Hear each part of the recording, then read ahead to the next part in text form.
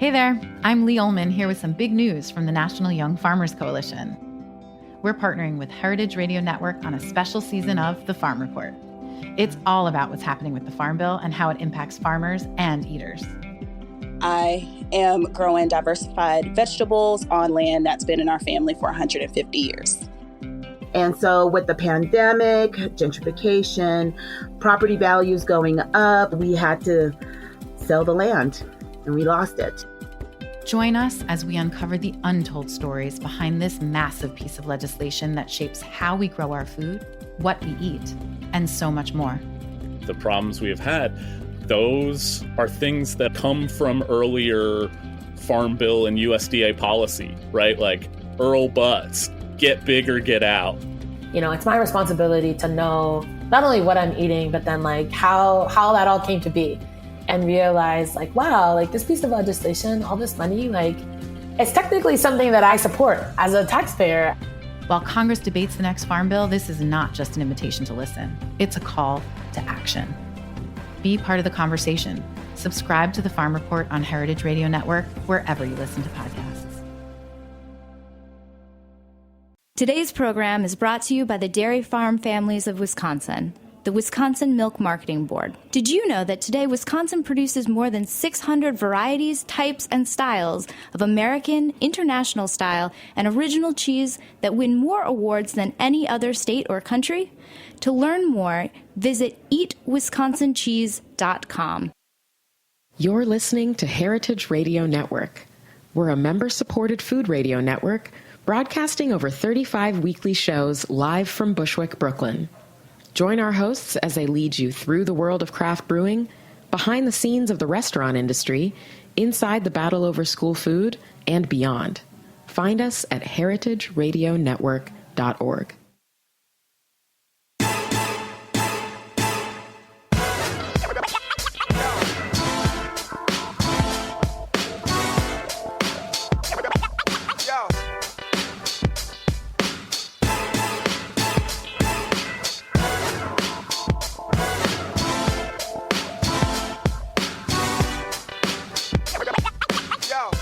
This is Cynthia Cherish, Maller, and Reverend DJ CherishTheLuv, and you are listening to Primary Food on Heritage Radio Network. So before I forget, let me tell you how to reach out to me and get my attention on social media, Twitter, Instagram, or Facebook at DJ CherishTheLuv, and that's love spelled L-U-V. And you can hashtag using Primary Food, Heritage_Radio, and hashtag RevLove. So we are midway through the 4th season of Primary Food, and I am so excited for today's guest because she brought coffee. Coffee, and the ceremony of making it is one of my personal favorite primary foods. But first, let me back up. What exactly is primary food? So I learned this really great concept in nutrition school at IIN, the Institute for Integrative Nutrition, that the food you eat, you know, the stuff we put in our mouths and chew and enjoy, like the pizza out here at Roberta's, we consider that secondary food. Primary food is everything else in life that nourishes us before we sit down and eat, and that's stuff like enjoying music, sitting down with friends, reading a book, cooking food, a great job, creative expression, playing games, exercise. And I am so glad that I learned this because it was the high-quality primary food that I kept in my life while going through chemotherapy last year that kept me happy and healing my cancer. So, of course, there are things that are combinations of primary and secondary food. Today is one of those things. Coffee itself is a secondary food, and the making it is a primary food we're going to enjoy today so much. And listeners, if you're listening, we are live. You can call in live at 718-497-2128. Again, it's 718-497-2128. So Primary Food is produced by Heritage Radio Network, a nonprofit member-supported radio station devoted to all things food. Help keep Heritage Radio Network alive by becoming a member today. Go to heritageradionetwork.org and click on the beating heart to donate. Do it now while you're listening, or do it at the end of the show. And I will love you forever, because seriously, we need you, I need you, and it feels really good to feel needed, I think. So Oh, yeah. Today we are talking about coffee breaks as our primary food. And joining me in the studio today is the one and only Elisabeth Cardiello. Hello, my dear. That's Elisabeth with an S. It is. Shall I call you Liz? You can. Do you prefer that? I will answer to whatever you'd like to call me. Okay, Coffee Cardiello. She is brewing up some live brew coffee right here at the studio in front of us. I'm starting to smell it. We totally need a camera, actually. We should have been Facebook Living this, I think, just to get people salivating things going. You are the founder of Caffe Unimatic? I am. Okay. With roots from Italy? Roots in Italy and in Brooklyn, actually. Oh, Brooklyn and Italy. Mm-hmm. What part of Italy? The south. So my dad was from a little town called San Pietro Altanagro, which is... That sounds delicious. It does. It's south of Salerno, about an hour and a half, maybe, from Amalfi. So super southern. But these pots, actually, the Unimatic coffee pots, were made up in Parma, up in the north. Oh, we're going to talk about these coffee pots because they are special. They're unique. If you don't know what the Unimatic coffee pot looks like or does, what website should they go to? It's cafeunimatic.com, and cafe is spelled not like a cafe. It's spelled with 2 Fs, like the Italian word for coffee. So cafeunimatic2fs.com. So in Sweden, another coffee-loving nation, the act of sitting for a coffee break, solo or with friends, is called a fika. Do you know that? Have you heard of that? I didn't. There's a coffee bar called Fika. There's tons of them. It's a chain. But I never knew why. That's what it means. So taking a fika is a primary food action that most people don't realize they get to actually enjoy often. Mm-hmm. So in this part of the world, we don't really have a word for this. So today, Liz and I, hopefully by the end of this episode, will come up with our nickname for taking a Unimatic break. Because I think we need that, to come up with a word for the lovely, peaceful, rejuvenating act of the coffee break. Do you have a name for it? I don't have a name for it. It's something that everyone that owns a Unimatic that I keep hearing over and over, it's the ritual of making it. It's their time in the morning. Yeah, because it is a ritual. Mm-hmm. There are things you have to do. You don't just brew. Well, anyway, we're brewing the Unimatic handcrafted coffee on air because you don't just have pots. You also supply beans. We do. We're going to talk all about that and why and how you get into the beans business. We're going to tell stories about the Cardiello family legacy, all during this little fika here in the HRN studio. Plus, Liz and I may or may not have something very cool to announce by the end of the show as well. So I'm feeling really super happy to have you here. And it's not just from the lovely aroma of hot coffee at 6 p.m., which I love. Do you drink coffee late in the day? I was never affected by caffeine, so I can drink coffee and go right to sleep if I need to. I am so like that. Like, seriously. Mm-hmm. I enjoy it. I enjoy it very much, especially when I am working. It's just kind of like the smell and the whole... It's so yummy. Yep. So that's a blessing to have you here. And we have a little blessing of music, too, because I've been blessed with a wonderful gift of music. Ubiquity Records in Costa Mesa, California, has granted me permission to spin their entire discography on air and out wherever I gig, which is pretty incredible. So during our little music breaks, that's what you'll be hearing. Some music that's quite rare that I'm dusting off and giving a new life. All right. So, Liz... Yes. How did you get so involved? So tell us about the business, what you sell exactly, and then tell us how you got involved in that. So what we sell exactly are 2 things. One are the original Unimatics, and I will get into the story in a little bit, but we sell coffee pots, and if you don't know what a Unimatic is, it is actually a drip percolator, which the world hasn't really heard about before. A drip percolator. Yeah. Wow. So these things were invented in the 60s, and they were invented because the percolators could make good coffee, but if you did one little thing wrong, if you didn't watch them very, very closely, they could make terrible coffee. Ah. And these actually fixed those problems, and they go on your stove. They look somewhat like the old percolators of the 60s, but since they were developed around then, but they were made in Italy, they have this Italian, high Italian design look and feel gorgeous. to them. We're actually talking about getting them into a museum. They're gorgeous. This whole journey has been crazy. So these are the originals. I will tell you more about the story. They are the originals. When I say that, I mean that they were actually made in Italy in the 60s. They are not made anymore. They're all numbered, and there are only about 5,000 left in the entire world. They're all numbered. Yes. So if somebody owns one, they own like a real like numbered piece of art. Yeah. They own a piece of art that makes coffee. Yes. It is a statement on your stovetop. Can I ask what this piece of art costs for your stovetop? Right now, so we release them in lots. So it is actually very much like art. And I believe this is lot 3, and they are $325. Amazing. Yes. And you also get one of our, I should tell you the whole story, so this all makes more sense. But yes, we do also have a line of coffee. You get a bag of our coffee as well, and your certificate of authenticity, and your booklet of, directions, and our story, and how to make everything, and all of that. So I know a little bit about the story because I've seen you do a TED Talk about it and all kinds of stuff. But I want to ask you here what the story is. So who made these pots? So for that, we have to go back into history a little bit.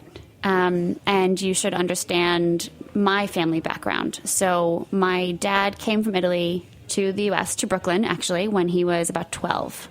And he did a host of things over the course of his life. He was an entrepreneur in the greatest sense of the word, although I don't think that word had been invented yet when he was doing all these ridiculous things. Interesting. So he had, just to give you a sense, a cosmetic line, a talent agency, an advertising agency, a restaurant, an athletic club. He taught positive thinking to New York City cops and to his sales managers. His biggest business, though, was a stainless steel cookware company.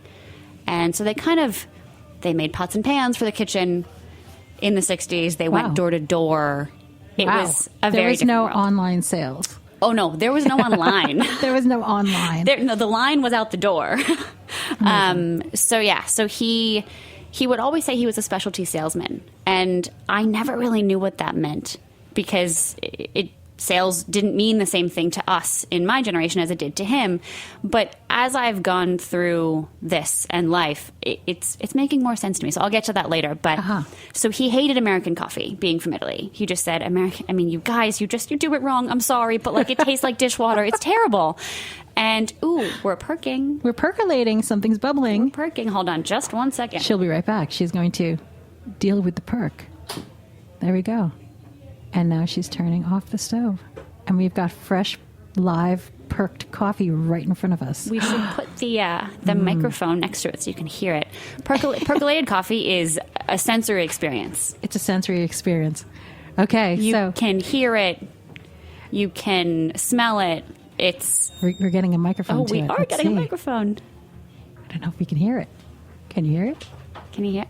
Kind of. Kind of a bubbling. Oh my. That's it. It's like a coffee heartbeat. Thank you, David. That was amazing. David came in, put the microphone on the coffee, and turned up the gain. He just won. He's keeping it on. It's awesome. So we hear the little gurglings of the, that's amazing. So wherever you were in the story, I don't remember because this just amazed me. Keep going. This is amazing. I've never done this to the beat of a Unimatic perking. This is fantastic. So he hated American coffee, and he was just one of those people that could figure anything out. So he essentially, he had people on staff, and they would invent things all the time. And he was not an inventor. He could not draw a straight line with a ruler. He worked with this man who was a genius, and they came up with this way to make coffee that was better. And they came up with this pot and the concept for this pot and how to actually improve percolated coffee. And they redesigned everything. And he then bought the patent and called it the Unimatic and had them made over in Italy. And now they did all of this in Brooklyn. They did all of this in Bay Ridge, Brooklyn, in one office. And they nearly blew up that office so many times. That's frightening. It is frightening. Quite frightening. Let me ask a question. Yeah. What was wrong with current percolators that this solved? So, oh my God, that smells amazing. Wow. So the easiest way to describe it is percolators would go on your stove, and you would turn the flame on, and when the water would boil, they would start to perk immediately. And unless you were standing there watching it, you didn't know when it started to perk. So you would hope and pray that you didn't miss a whole minute. And if you did, and if you let it perk for too long, if you think about the way that it functions, it would make coffee from coffee. Oh, so it would become bitter. It would become mud kind and of bitter mud. and gross. That's how I make coffee. Right. So this one changes. This one has a valve on the top and a heating element on the bottom. The way it functions is very different, and it doesn't allow that to happen. That's amazing. Yes. You're going to see a picture of what this looks like because I'll post it with this episode. So be sure to look at it on Instagram. Basically, we have 3 mics going. It's me, Liz, and the mic sitting on the coffee pot. Coffee pot is like a guest here. It's amazing. So your father decided, let's produce these. Yes. So he produced a ton and sold a bunch. And like many Italian entrepreneurs, he was a bit of a control freak. And I think, I wasn't alive at this point, I don't know. Mm-hmm. But he went on to something else and opened one thing and then said, okay, hold on, I'll be right back. Oh. And since he had so many things going and never really put any one person in charge of any one thing, he tried to do it all himself. And I'm learning from that and trying not to do that. But what ended up happening was that, I always knew about the Unimatic. It was my 5th grade science project. Oh my God, that's adorable. I have a whole board and one that's cut in half, and I won, state or regional or something like that. So this thing has been on my table forever. Like when I was a teenager, no, not even a teen, I was maybe 9 or 10, and the cool girls would come over and we would have dinner and then we'd have dessert, and we'd always make coffee for dessert. And all I wanted was the ice cream sundae and for me and my girlfriends to go upstairs and play again.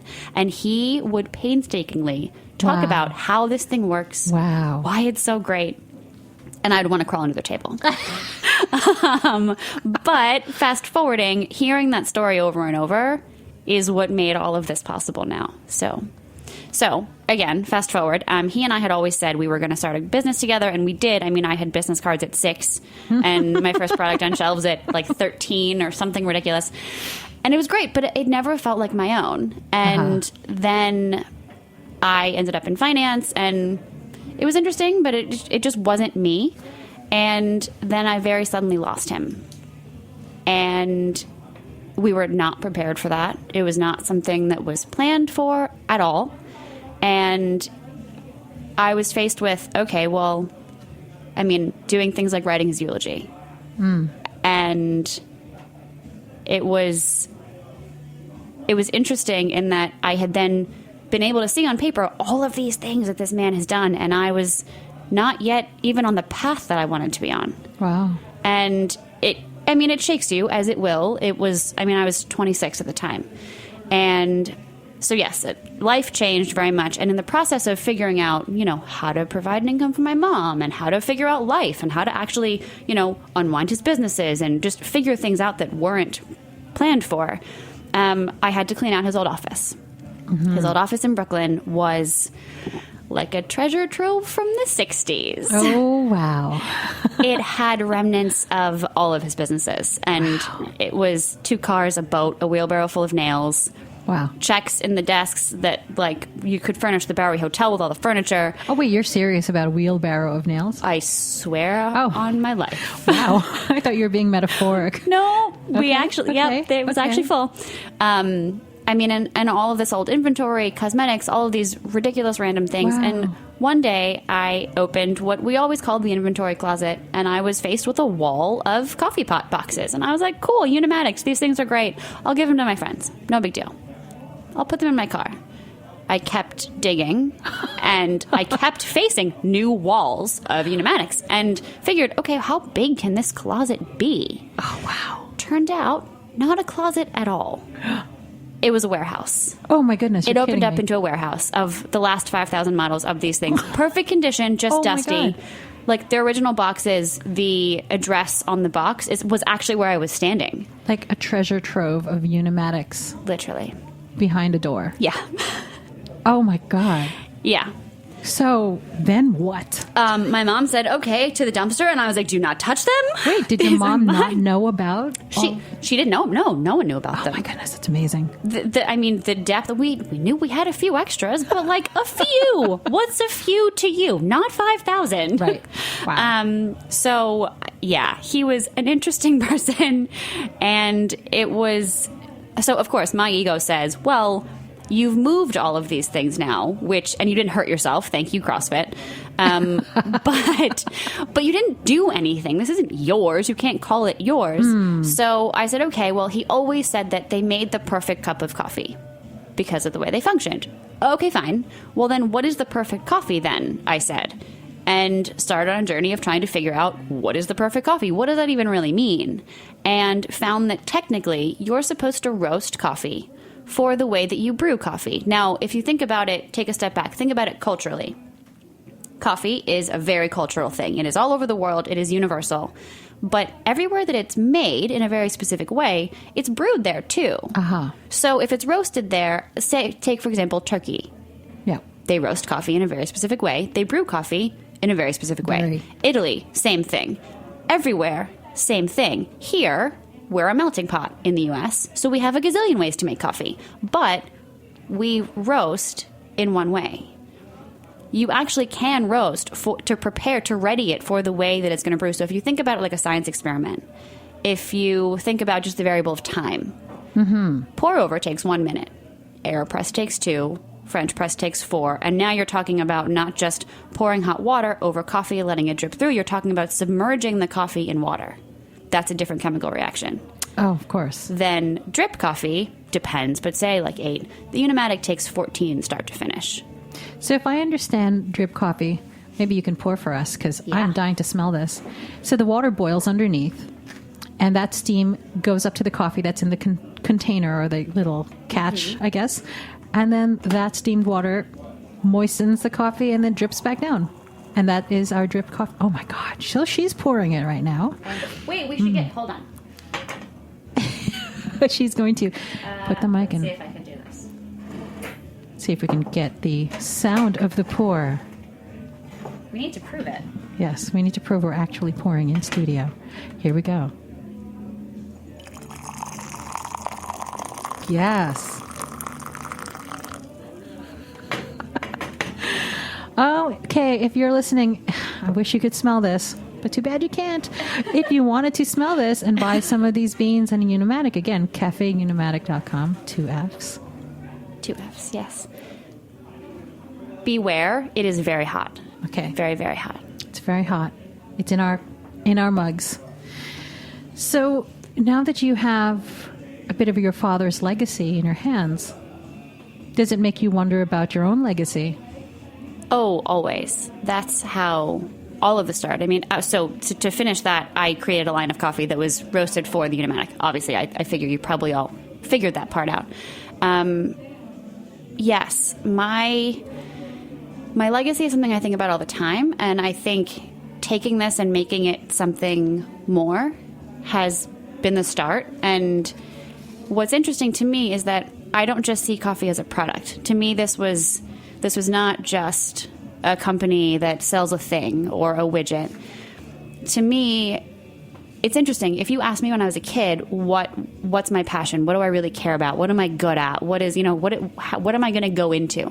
My passion was always people, and it was always communication, and it was always, connection. And what's interesting to me is that coffee is not only universal and everyone understands it, but if you think about what coffee actually is physically, it's the physical representation of connection. That's very cool. Yeah. So it's something that, we've created all kinds of things about having coffee with people. And it just, what do you do when you want to connect with someone? You go get coffee.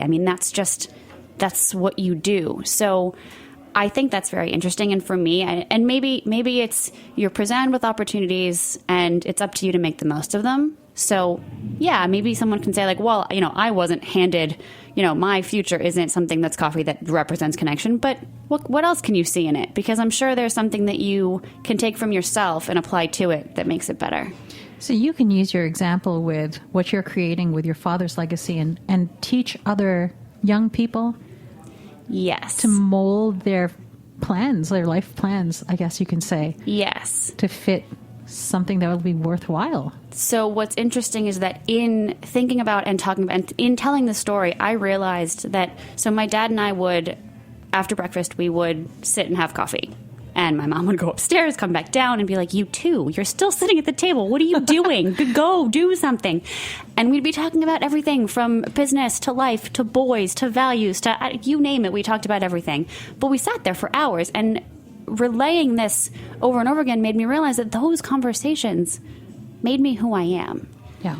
And when I put a Unimatic on someone's table, it's like I'm giving them that opportunity to become who they are, to spend time to spend time with someone who's going to draw them out of themselves. And I think that's great. the greatest gift. So taking that a step further, it felt like, well, now so also my dad was 52 when they had me. So he had a life before I was even a twinkle in their eye. And I feel like he imparted things to me that it's unfair that he only had one kid. So I felt like I had to somehow find a way to pay that forward and do something with that. So we actually did create an organization called Legacy Out Loud, which is kind of part and parcel to our ambassador program, where you learn to sell, you learn coffee, you learn about the coffee, but you also learn who you are, what you want to leave behind. It's called Legacy Out Loud for a reason, right? So we basically figured out a way to create a curriculum around giving young girls confidence. That's incredible. And I remember you had said it to me earlier, that you saw the universal power of coffee as an agent of change. Mm-hmm. Oh, I thought that was so powerful, because we don't think of it like that. But you don't. I mean, the interesting thing is that it's something that almost everyone in the world does, pauses to do every day. So what happens if you just were more mindful about how you did it, or what you thought about, or what you spoke about, or what you wrote about when you were having your coffee? Maybe it's just time for you, and it's time to disconnect. Maybe it's time to actually put some of your voice that you've been wanting to speak about, put your voice towards something. I don't know, but I think coffee is akin to religion in some ways. It is something that people care deeply about and don't start their day without. Right. Oh my gosh, seriously. So why not use it for good? I totally agree. Coffee is very good for me. Do you have an opinion about caffeinated or non-caffeinated coffee? Taste-wise or quality-wise? We have a decaf version of our flagship blend of Brunetta, and it tastes the same to me. I don't get affected by caffeine anyway, so I'm not the best person to ask, but I don't really drink decaf. I love it. I can drink anything. But it's all yeah, good. I don't ask for it, but I don't know the difference. If you served it to me, I don't know if I'd be able to tell. Your particular, the Brunetta beans that you brought and left here around the studio is like sniffing. Oh my God. It is so amazing. You really need to get a bag of it. So we're going to take a little break, a little music break, a little coffee music break. We still have to come up with a name during the break. Let's try. Okay. For our coffee breaks. So here comes the break, and we're going to think.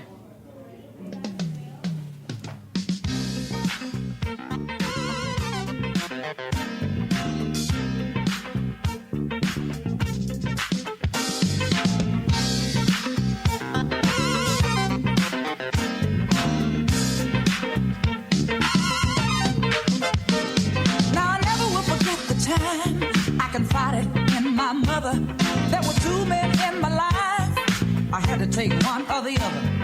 One was a handsome man in love with me. The other was an old rich fool whose love I could not see. And I never forget it, people, as mama looked at me and said, oh, my child, won't you understand? Can't you get it through your head? It takes money to put shoes on your feet.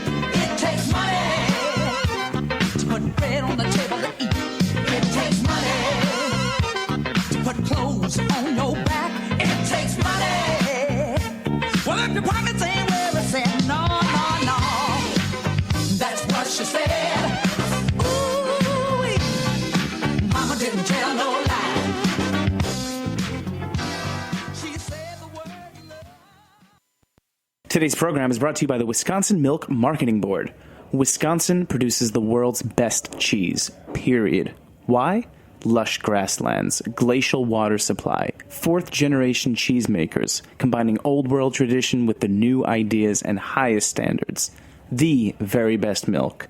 What do you think of when you think of Wisconsin cheese? For me, I think cheese curds, delicious fresh cheese curds, or deep-fried cheese curds. Cheese curds literally any way, anytime, any place. I think about Andy Hatch and Upland's Cheese Company, the operation behind the Pleasant Ridge Reserve cheese that's literally America's most awarded cheese. I think of the deliciously stinky Limburger and its long storied history.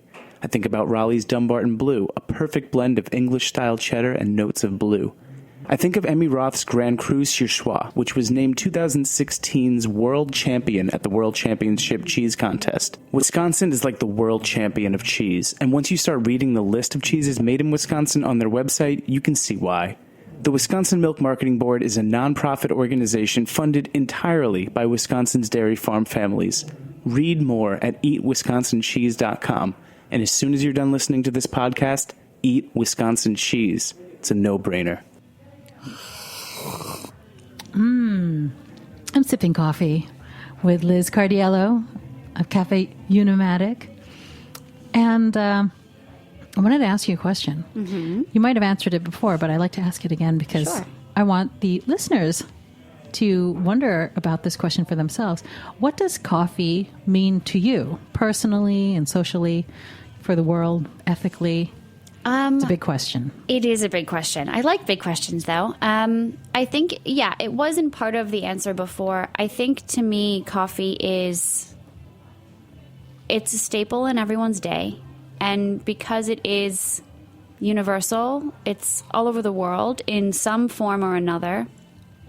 To me, I think it is a platform for change or I think it's something that unites all of us. We don't need to speak the same language. It's like soccer, actually. I played soccer all my life, so it's an easy comparison for me. But I like that. You don't need to speak the same language if you just want to get in on a game. Mm-hmm. It doesn't matter where you are in the world. You can just kind of motion and show that you can kick and pass. It's like because coffee is the language. Yeah. Oh. Yeah. That's deep. So leave it to me. But yeah, I mean, it's to a lot of, so we call them our Unimatic family. Everyone that owns a Unimatic, we keep in touch with, and we will post family pictures of them with the Unimatic. And they're all, there's one on the island of Malta. They're literally around the world. All of, there's one on Julia Child's stove in Provence. They're everywhere. If you're a tastemaker person out there, you need to get one. You do. Seriously, if you don't have one, it's kind of not cool. It's kind of not cool. But I mean, it's because it's not quick. It's not Keurig. It does not take 4 seconds to make. And there was a TV show in the 60s. I think it was called I Remember Mama, if I'm getting this right. It was sponsored by Maxwell House. And the show was based around people come over to this family's home and they put on a pot of coffee, they wait for it to perk, and then they sit and they have coffee. But since it took a while to make, I love that. It wasn't, oh, you're coming over? Oh, great. Pop in a quick thing and then kick people out the door in 5 minutes. It was, no, we spend 20 to 30 minutes together. Maybe that's a great segue into a little surprise we might want to be announcing. Liz and I are brainstorming our little coffee love child here, a little web series. So you should stay tuned because we're kind of thinking of the names. We thought, Percolator? We were thinking something like Percolate. If you have names, call in. We are all ears. Social media us. So we're thinking of brewing, as we're brewing here in the middle of the studio, brewing coffee in funky places with this little portable stove and your Unimatic percolator. Maybe with some special guests even. We're just talking about what we need to talk about that day. Yeah, talking about whatever comes to mind. So we're going to come up with the name for that. If you have a suggestion, again, social media us. And we also need to come up with the name for our fika. Yeah, we do. Maybe you can license the song The Percolator. Magic. Said the voice of God. David, do you have a name for maybe like our little coffee clutches? Yeah, all I had was The Percolator. Okay, well, apparently none of us are all that inventive right now. We still need more coffee, but we are going to come up with a name for that. And if you have a suggestion, like find us on social media and suggest our nickname for coffee breaks and stuff. Have you tried that coffee luwak, the most expensive coffee in the world? I have not. I don't want to get it here. I want to get it there at the source. So, and I haven't been to Indonesia. I have to say I've tried it. Really? Yeah. Tell me everything. So it's about, at most $80 a cup. Yeah. $600 a pound. And I tried it because I was a designer for the packager of a packager in Bali in Indonesia. So they sent me many boxes. And I was like, this is about $1,000 of... When was this? A couple of years ago. Galinsky had one. No. He and I went to Oost and brewed one there. That's so funny. Put it through the machine. And I said, this is a lot of butt coffee. Oh, no. So, of course, it's the coffee that comes from the rear end of the civet animal. Mm-hmm. I have to tell you how it tastes. How does it taste? It was sour to me. Well, I mean, it's gone through a digestive system. Yeah. They said fermented, but I guess that's what made it sour. It was rich and sour. Things that are fermented tend to be a little sour. However, they said it was sterile because it had gone through such a high heat process. Sure. But spiritually and psychologically, I still feel like I was drinking some kitty poop. I will stick with Grunetta. Thank you very much. I have to say that yours is far more palatable. Well, thank you. But it has however, not gone through a digestive tract of an animal. This producer can send me more if we want to do more taste tests with you. True. I would happily brew it in the Unimatic. The Unimatic actually does make things smoother just because of the way that it functions. So we could always give that a whirl. Okay, so I will, put an APB out for my poop coffee. Maybe not if you call it that.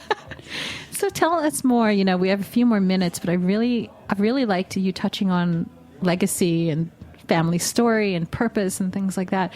You're kind of really spreading that message, but through coffee. It's like you're not really about number one coffee. You're really more about something deeper that you present through coffee. And it's very sneaky. I like it. It's interesting, and I was a very shy kid. And what's crazy is that this has gotten me onto stages to speak to people in the thousands. Coffee has gotten you on stages. Yeah. That's amazing. And the only reason that I think it's possible is because I'm so passionate about it, and I'm so excited to tell its story. And sure, maybe it's also because I feel something very deeply for it, and it has something to do with my family, and it now has something very deep to do with me. But I mean, where'd that shy little 9-year-old go? Like, that's what? Interesting. Are you saying then that maybe if you're afraid to go on stage, and maybe that topic isn't the most passionate thing for you to talk about, perhaps? I mean, I think that if you're really passionate about something, I can't blanket statement anything. And if you're not comfortable with that kind of stuff, there's other work to be done, perhaps.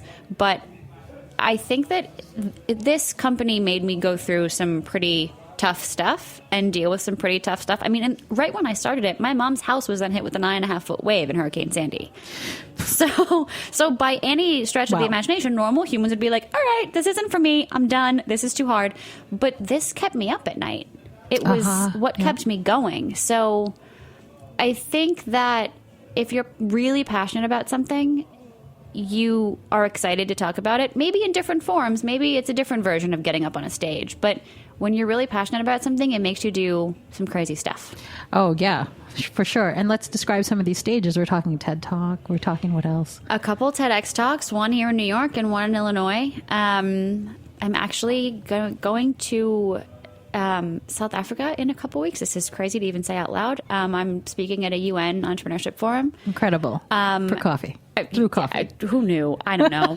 But yeah, I mean, I've spoken at colleges too, like whether it's organizations, colleges. I mean, I had a room full of 500 college kids write their eulogy.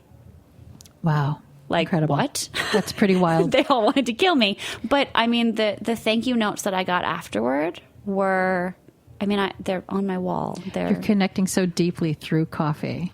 Mm-hmm. Now, backtracking a little bit, because you do also sell your beans. Yes. Handcrafted. Yes. I heard it was called handcrafted. In 3.5 minutes, can you describe the process of buying, acquiring, selling, marketing? Like, how do you get beans and end up with a label and a bag and selling them in New York? Oh my gosh. That is not a 3-minute conversation. So the easiest way to talk about it is, I mean, we worked with a roastery they roast coffee very differently. So we don't import anything from Italy. So a lot of people say, well, I'll only drink coffee that was roasted in Italy. Well, if it's roasted far away and has to travel to get here, then there are usually chemicals in it to preserve it. If your coffee ever says refrigerate after opening, put it down and step away. Because coffee doesn't need to be refrigerated or frozen or any of that crazy stuff. Oh, say that again. Do not freeze your coffee. Do not freeze or refrigerate your coffee. It needs to be kept in a dark place, in a room temperature dark place. But coffee won't go bad if it's not kept in the freezer or the refrigerator. What will go bad are the chemicals, the preservatives. They will start to smell funny and chemically. So they don't want you to smell that because then you won't smell coffee. So... yes. So we roast our coffee here in New York, and it's roasted in a very specific process. It's the old world Italian style. So every bean is very specific, and then we blend. So all of our coffees are blends. The label that you see, I'm actually in the process of redoing them simply because I made those. I'm not a designer. I just needed something to stick on the blend that I made that I loved, and wanted to see if anyone else cared about. And then people started to love it. And then Whole Foods said, yeah, we would love you. Oh, but are you in Whole Foods? Not yet, because we need to redo packaging. So. Oh. Yes. Uh-huh. So my beautiful packaging has taken us this far. And now I'm excited to do something a little bit different with it. And get into Whole Foods. Yeah. Fantastic. Where are you selling your beans now? You can find, the easiest way is online because we do subscriptions and everything too. But if you want to go to a physical place, it's in Di Paolo's, which is, if you've been to Little Italy, it's right across from Ferrara's. I know where that is. They've been there they've been there since the 20s. They make their own cheese every day. Do yourself a favor, go there, get their cheese. They must have loved you when you walked in. Get this coffee. Like, hi, I have coffee. They have literally given me the pricing gun when I walk in, and they're like, hey, sweetheart, you wanna stock them? They're such a, it is one huge family. It's a family. It's amazing. Oh my gosh. Okay, here's a question for you. Yes. Flavored coffee, yay or nay? I think it's personal preference. We don't make any. I don't really drink it. But, coffee, I will always tell people, drink coffee the way you like to drink coffee. Just don't drink coffee that is forced through thin plastic before you drink it, because hot water through really thin plastic in a cup, it's in a K-cup you're talking. I can't condone. I can taste the plastic. It frightens me. Yeah, that scares me a little bit too. Yeah. I don't think that's the safest thing, but people do it out of convenience, and I think that it's worth the extra few minutes to brew something on your stovetop or your radio station desk. I agree. Do you have any last statements or anything else you want to put out there? Any kind of intention that you want for yourself? A seed you want to plant? I love telling the story, and people have said this is super inspiring. I've talked to all kinds of organizations or schools or anywhere, and it's spreading the story just feels really good, and getting these Unimatics on people's tables it feels amazing. And every time, like I said, every time I put a Unimatic on a table, it feels like it's an opportunity for that family or that person to be a better them. Yeah. And I think that's amazing. What's your father's name? Peter.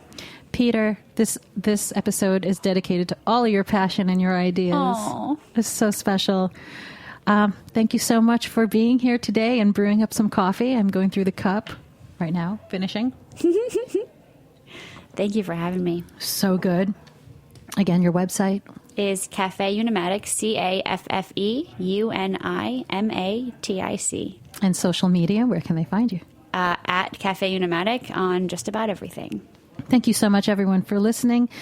You have been drinking coffee with us. And hearing it. Hearing it, smelling it not, so you should get some. And get yourself a Caffe Unimatic pot. Look it up right now, because it's super sexy. Thank you for listening to Primary Food. Primary Food is produced by Heritage Radio Network, a nonprofit member-supported radio station devoted to all things food. Help keep Heritage Radio Network alive and the show alive by becoming a member today. Go to heritageradionetwork.org and click on the beating heart to donate. Do it now. Thank you, guys. Thank you.